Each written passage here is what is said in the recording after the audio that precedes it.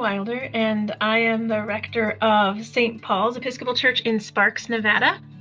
And I want to talk a little bit about welcoming LGBTQIA plus people into your congregation. It means moving beyond passive tolerance. It's not just tolerance, it's active, visible affirmation. You got to remember that many queer people have experienced rejection and exclusion and spiritual abuse, spiritual harm, family estrangement, and just all kinds of forms of religious trauma. So, understandably, they're carrying questions like, will I be safe? Will I be respected? Do I have to hide parts of who I am? Will my family be treated like a real family? And can I fully participate in the life of this church?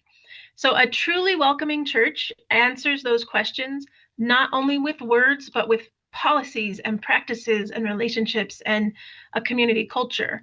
And really, the goal of all of this is not just to attract queer people, but to really be the full body of Christ, where every person can encounter God.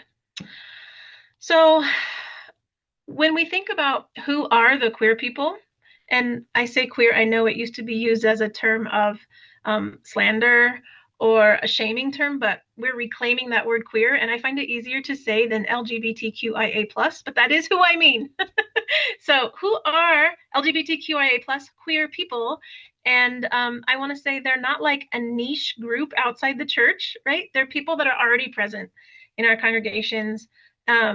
They're choir members, they're parents, they're grandparents, they're vestry members, they're youth, they're clergy, they're seekers, and people might not be just a gay man or a lesbian, and people might be bisexual, they might be pansexual, they might be asexual. All of these things fall under the heading of queer, and it can be people that you know very well. So the question isn't like, are queer people present? It's whether they know they're welcome, right? That's what we're going to be addressing. So when we ask why might they be interested in church, I think it's the same reasons that anybody is interested in church.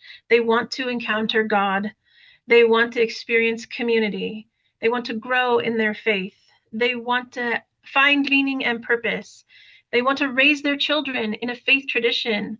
They want to serve other people. So these are all reasons I think that queer people might be interested in your church. They might avoid church because of painful experiences they've had connected to religion. Most queer people, at least my age and older, I'm in my mid 40s, have been told that they're an abomination, that God rejects them. They can't be leaders in the church. They can't get married in the church. They can't be priests in the church. They've been rejected by their family members using religious language, like saying God is against it, or, it says in Leviticus that man shall not lie with man, never mind all the verses about not eating shrimp. But anyway, that's another conversation. But I think queer people have been treated as a problem to be solved rather than as beloved children of God. And the truth is, and what's cool about the queer community is that, like, we haven't rejected God, but we are protecting ourselves from further harm. And I think that's understandable. So one of the most important distinctions is that we can be welcoming and or we can be affirming, right? So a church may welcome queer people to attend worship and to pledge and to give of their time, and they may restrict them from leadership or marriage or ordination or participation, which I think is really the worst. Like, if you're not going to allow gay people to get married in your church or to be priests, then I think it's disingenuous to like say, oh, we welcome all, and you can worship with us and you can and pay your pledge, but you're not fully included. So an affirming church will recognize queer people as equals in every aspect of congregational life. So we'll say that again. An affirming church will recognize queer people as equals in every aspect of congregational life.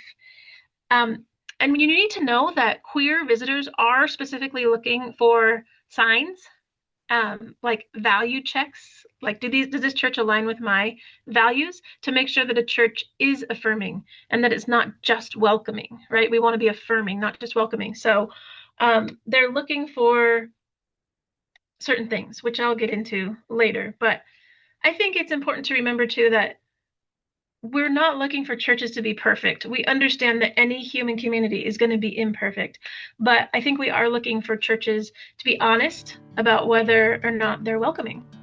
And so, I'd just encourage you to think about, like, how would a queer visitor know that they're affirming before they ever walk through the door of your church?